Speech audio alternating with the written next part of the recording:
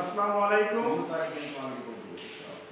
ঐতিহ্যবাহী বাংলাদেশের মুখাদ্দিস ডিগ্রি মাদ্রাসা অনলাইন ক্লাসে আমি মোহাম্মদ এনায়েতুল্লাহ বেদ আজ নবম শ্রেণীর দ্বিতীয় অধ্যায় পদার্থের অবস্থা সম্পর্কে আমি প্রিয় শিক্ষার্থীবৃন্দ সবাইকে তোমাদেরকে আন্তরিক মোবারকবাদ। আমরা ক্লাস 3 থেকে পদার্থ কি এর সম্পর্কে আমরা কিছু না কিছু আমাদের ধারণা আছে।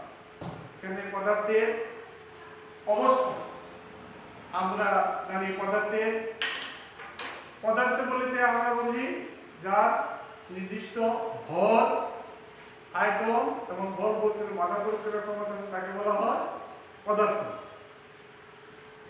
পদার্থকে আবার 3টি ভাগে ভাগ করছে। এই পদার্থের 3টি ভাগে ভাগ করছে। 1 নম্বর হচ্ছে কঠিন,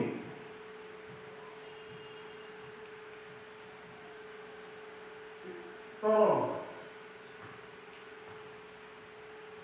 হলো বায়ু, বিয় বা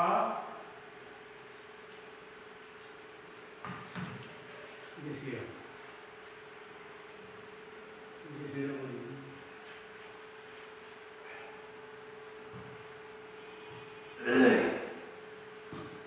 একটা কঠিন পদার্থ উৎকৃষ্ট, আমি উদাহরণ একটা বরফকে যদি আমি হাতের তলে রেখে থেকে কঠিন পদার্থ সাধারণ বায়ুর চাপে সেটা কি হবে, আস্তে আস্তে গলতে শুরু করবে। আস্তে আস্তে সে 0 ডিগ্রি সেন্টিগ্রেড তাপমাত্রা যখন -40 ডিগ্রি সেন্টিগ্রেড তাপমাত্রা থাকবে তখন তাহলে বরফ থাকবে, তখন তাহলে 0 ডিগ্রি সেন্টিগ্রেড আগ পর্যন্ত সে বরফ থাকবে। তারপর যখন সাধারণ বায়ুর চাপে আস্তে আস্তে কত 1 ডিগ্রি সেন্টিগ্রেড উপরে যখন বৃদ্ধি হবে 100 সেন্টিগ্রেডের মধ্যে সে বরফটাকে আস্তে আস্তে কঠিন পদার্থটা তরলে পরিণত হবে। এই বরফ তরলটাকে যখন আমার তাপমাত্রা আবর্তিত থাকবে, এই কঠিন পদার্থের কি থাকবে, নির্দিষ্ট আকারও থাকবে, নির্দিষ্ট আয়তনও থাকবে, নির্দিষ্ট ভরও থাকবে। এটাকে আস্তে বাহিক চাপে এটা কি আস্তে আস্তে কি হবে, তরলে রূপান্তরিত হবে। এই তরলকে যদি আমি যখন তাপ দিতে থাকবো, আস্তে আস্তে তাপ দিলে সেটা আর কি তরলের রূপান্তরিত হবে। এই তরলকে যখন আমি আবার কি করবে, উচ্চ তাপে 100 ডিগ্রি সেন্টিগ্রেড তাপমাত্রা উপরে যখন তরলটা আমি কি করব, তখন সেই তরল পদার্থটা আস্তে আস্তে গ্যাসীয় পদার্থ হবে। 140 ডিগ্রি সেন্টিগ্রেড তাপমাত্রা যখন তারপর তখন সমস্ত তরলটায় গ্যাসে রূপান্তরিত হইবে। এখন আসতেছে প্রিয় শিক্ষার্থীবৃন্দ, তাহলে পদার্থের আমরা কয়টি অবস্থা পেলাম? 3টি অবস্থা। একটা হলো কঠিন, তরল, বায়বীয়।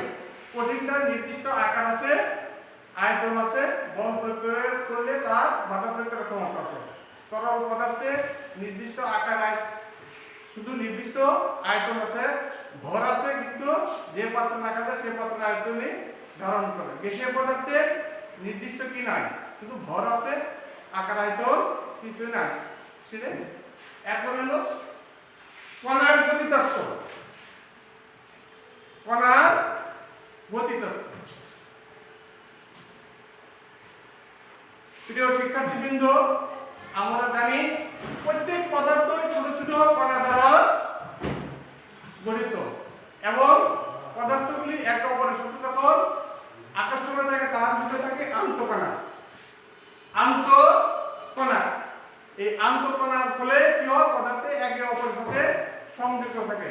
যার ঘনত্ব বেশি থাকে সেটা কি বলা হয়, কঠিন পদার্থ।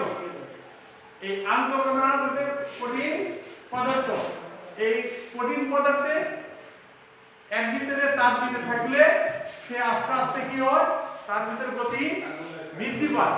গতি শক্তি বৃদ্ধি পেয়ে সে আস্তে তার অণুগুলি ফাঁকা থাকে এবং সেখান থেকে কি হয়, কঠিন পদার্থ আস্তে আস্তে তরলে রূপান্তরিত হয়। এই তরলকে আরো অধিক তাপমাত্রা যখন দেওয়া হয় তখন গ্যাসীয় পদার্থে তার আন্তঃকণা দূরত্ব আরো বৃদ্ধি পাওয়া যায়, স্থিতিশক্তির সঙ্গে গতিশক্তিতে রূপান্তরিত হয়। আস্তে আস্তে তার আন্তঃকণা দূরত্ব বৃদ্ধি পাওয়ার ফলে গ্যাসীয় পদার্থে রূপান্তরিত হয়। এরপরে আসতেছে আমরা কি ব্যাপন ও ব্যাপনের পরীক্ষা। ব্যাপন ও ব্যাপনের ব্যাপন কি? স্বতঃস্ফূর্ত কোনো জিনিস যেটা স্বতঃস্ফূর্তভাবে উচ্চ ঘনমাত্রা থেকে নিম্ন ঘনমাত্রার দিকে ধাবিত হয় তাকে বলা হয় ব্যাপন। স্বতঃস্ফূর্তভাবে উচ্চ ঘনমাত্রা থেকে কঠিন তরল বায়ু বিকিরণের মাধ্যমে উচ্চ ঘনমাত্রা থেকে নিম্ন ঘনমাত্রার দিকে ধাবিত হওয়া কি হলো ব্যাপন। প্রিয় শিক্ষার্থীবৃন্দ, তোমরা আবার শোনো, মানে উচ্চ ঘনমাত্রা থেকে নিম্ন ঘনমাত্রা থেকে স্বতঃস্ফূর্তভাবে কোনো পদার্থ বেরিয়ে হয়ে দাঁড়ায় হলো সরে পড়ে হলো ব্যাপন।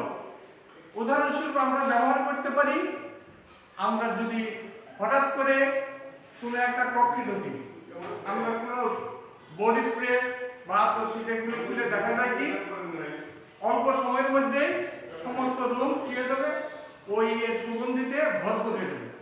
যেখান থেকে বেশি উচ্চ ঘনমাত্রা থেকে নিম্ন ঘনমাত্রা থেকে ধাবিত হওয়ার কারণে স্বল্প সময়ের ভিতরে সেটাই হবে, যেখানে ব্যাপনের হার বেশি হবে। আর এতে কঠিন মাধ্যমের চেয়ে এটা যে কোনো কঠিন তরল এবং বায়বীয় সব মাধ্যমে হয়। ব্যাপনের একটা পরীক্ষা আছে, পারমাণবিক ভরের সাথে ব্যাপনের একটা সম্পর্ক আছে। একটা দুই মুখ খোলা আমি একটা নল নিলাম, এক পাশে কি দিছে হাইড্রোক্লোরিক অ্যাসিড, অন্য পাশে অ্যামোনিয়াম হাইড্রোক্সাইড। একটা হলো অ্যাসিড আর একটা হলো অক্সাইড হাইড্রোক্সাইড। এটা হলো অ্যাসিড আর হলো হাইড্রোক্সাইড। এটাকে কি করব, এই পাশে কি দিলাম তরল মিশ্রিত কি কাপড় বা তুলা দ্বারা এটা বন্ধ করে দিলাম, এই পাশে বন্ধ করে দিলাম, এই পাশে হাইড্রোক্লোরিক অ্যাসিড, এই পাশে দিলাম হাইড্রোক্লোরিক অ্যাসিড দিলাম, এই পাশে দিলাম অ্যামোনিয়াম হাইড্রোক্সাইড। এটা হলো অ্যাসিড আর ক্ষার। এই বিক্রিয়ার ফলে আমরা কি পেলাম, হাইড্রোক্লোরিক অ্যাসিড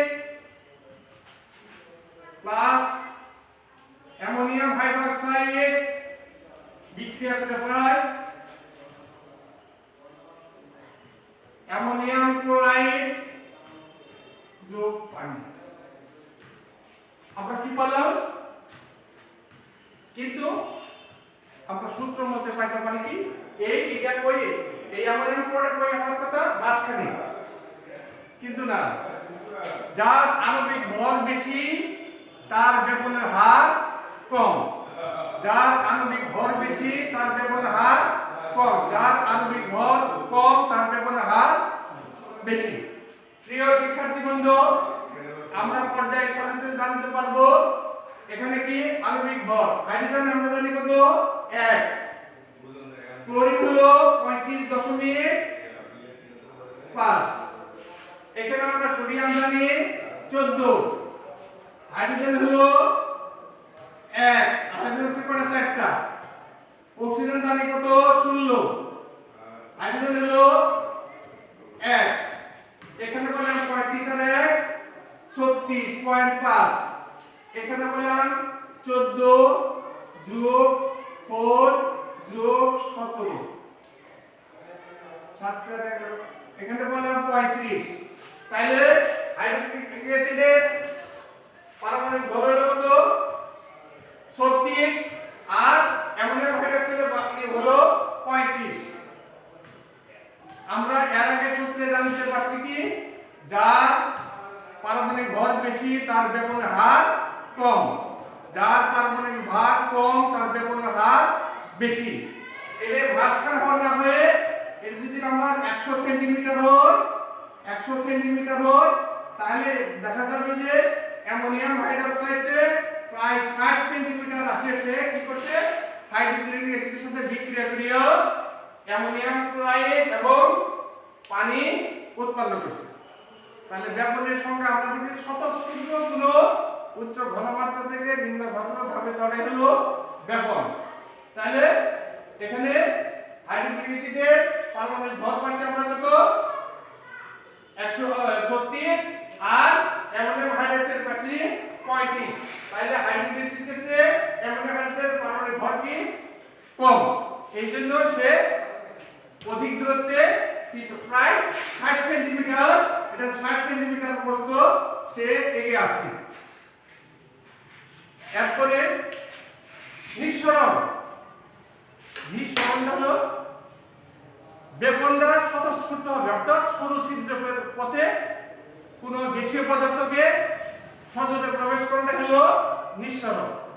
ব্যাপন কঠিন তরল বাইরের পদার্থ হতে পারে, কিন্তু নিঃসরণ শুধু গ্যাসীয় পদার্থে হতে পারে। বর্তমান আমরা গাড়িতে যে সিএনজি ব্যবহার করা হয় সেটা কি নিঃসরণে বলে, সেটা গাড়ি ইঞ্জিন চলে আর কি। এটা শুরু চাপের ফলে, চাপ না দিলে এটা কখনো হয়। প্রিয় শিক্ষার্থী বন্ধু, আমরা বর্তমানে আমরা রান্নার কাজে যে গ্যাস ব্যবহার করি, আমরা যে গ্যাসটা ব্যবহার করি এই গ্যাসটাও কি হয়, যখন বোতলের মুখ আমরা খুলে দেওয়া হয় তখন গ্যাস নিঃসরণ হয়ে আমাদের রান্নার কাজে সহায়তা করে।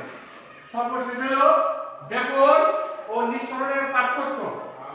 ব্যাপন ও নিঃসরণ,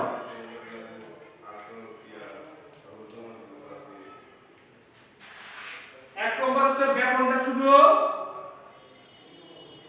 চাপের প্রয়োজন নাই, এটাকে চাপের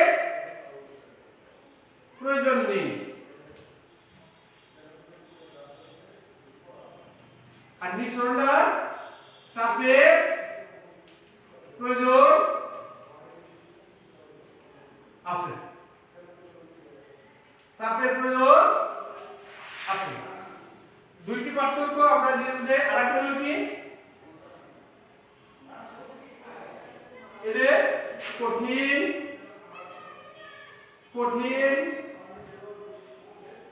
যোগ তরল যোগ বায়বীয় সব পদার্থে